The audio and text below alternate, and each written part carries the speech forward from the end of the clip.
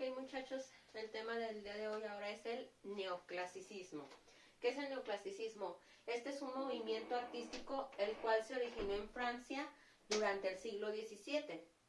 Al siglo XVIII se le ha llamado neoclásico por su manera de pensar más racionalista. ¿A qué nos referimos con esto?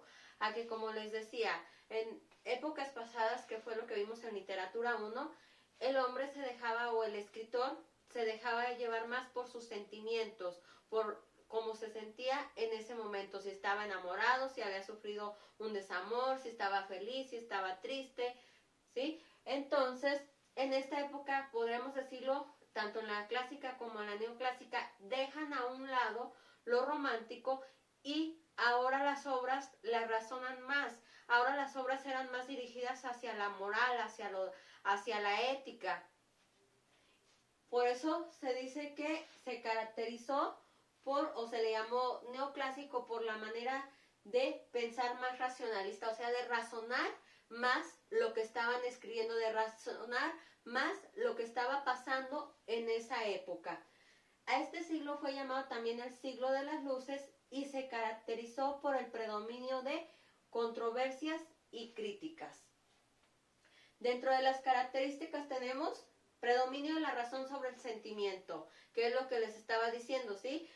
Predominaba más la razón, ahora ya no predominaba el sentimiento. Lo que predominaba era la razón. Dejan a un lado, sí, tenían toques, las obras tenían un toque de consentimiento, pero lo dejan a un lado. Ya no se basan sus obras en sentimientos, sino se basan en razonar más, tanto lo que pasaba en su época como razonar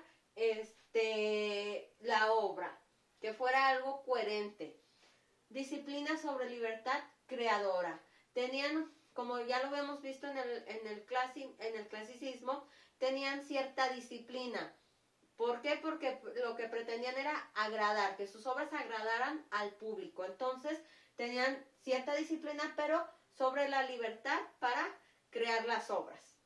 Norma general sobre la tendencia individualista, y la finalidad de la obra era crítica o ética. Como les decía, ya su finalidad no era tanto romántica, sino era que causara una crítica o que dejara algo en cuestión ética. La novela inglesa es el género que le da el nombre de la época de oro a la literatura inglesa. Fue la novela. Los máximos representantes de este género son Daniel Defoe con su obra Las aventuras de Robinson Crusoe y Jonathan Swift con Los viajes de Gulliver. ¿Ok?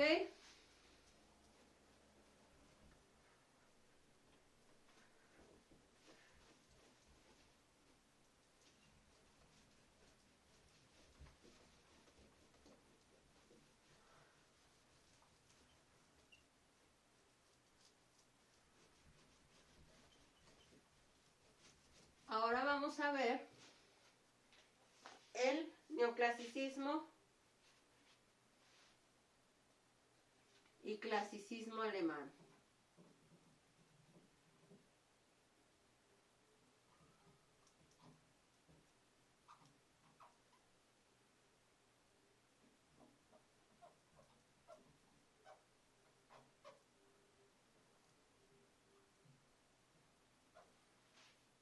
Ok, el teatro en España tiene dramaturgos destacados como Fernández de Moratín con su obra El sí de las niñas y La comedia nueva. Es un modelo de apego a las unidades de tiempo, espacio y acción. El neoclasicismo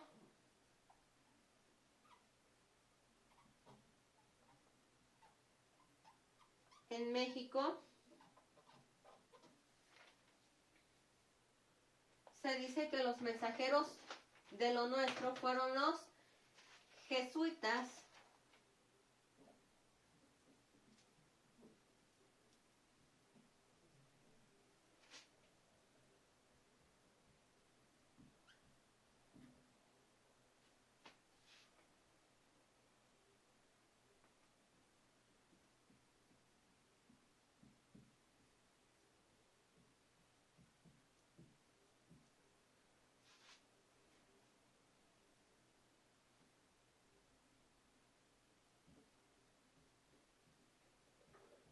los cuales fueron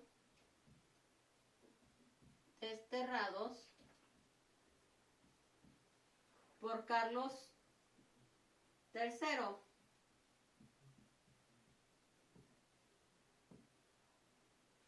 De todos sus dominios españoles.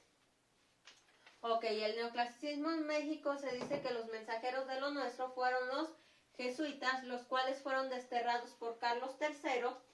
De todos sus dominios españoles se radicaron en Italia y por la nostalgia del terruño. ¿A qué nos referimos con la nostalgia del terruño?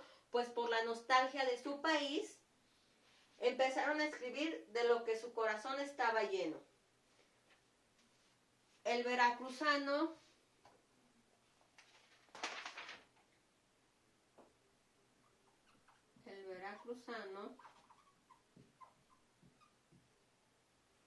Francisco Javier Clavijero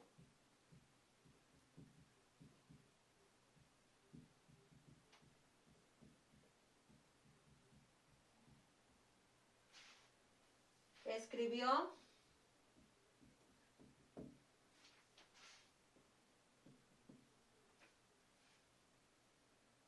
en el destierro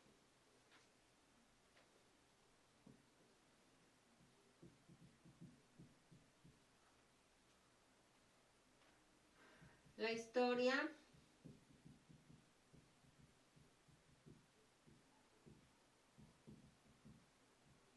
antigua de México.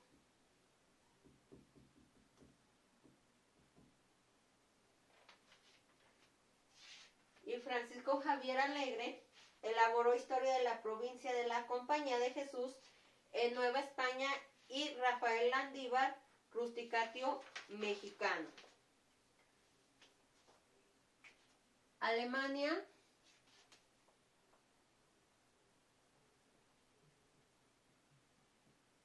En Alemania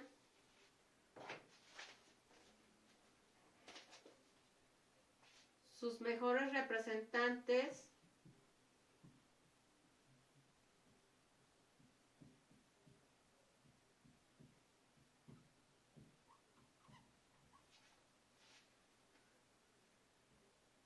son Schiller y Goethe.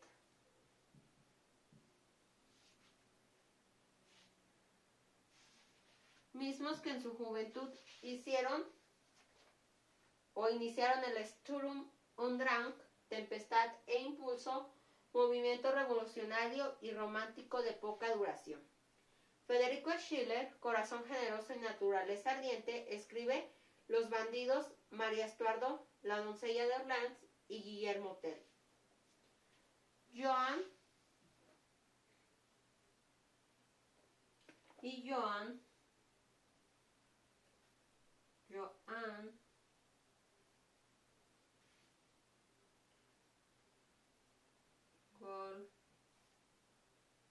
Wolfgang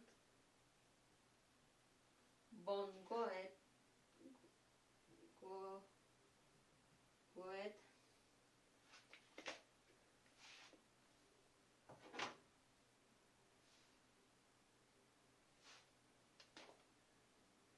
escribe su poema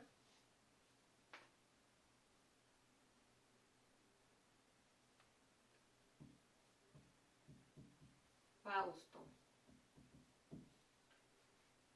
El neoclasicismo español, la más sensata y exacta aplicación de los principios del neoclasicismo son las comedias de Leandro Fernández de Moratín, cuyas principales características son carácter inflexible por la rigidez de las normas como fuente de perfección artística, plasmar las preocupaciones de su época, lo humano de sus personajes y la sátira social, ser un documento histórico. En el clasicismo alemán,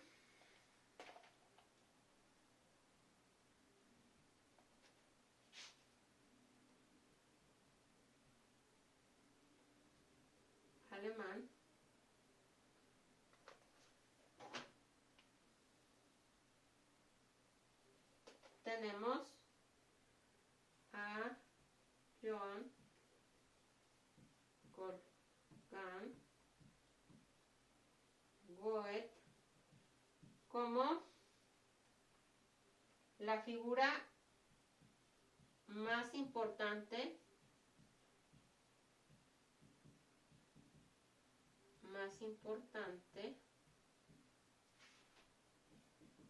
de la literatura alemana.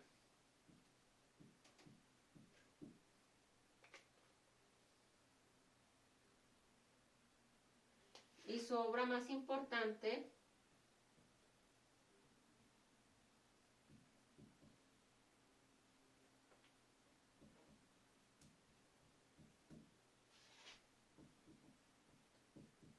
es Fausto.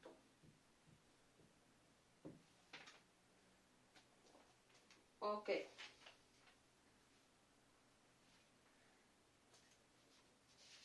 Hasta aquí sería el tema del día de hoy, muchachos.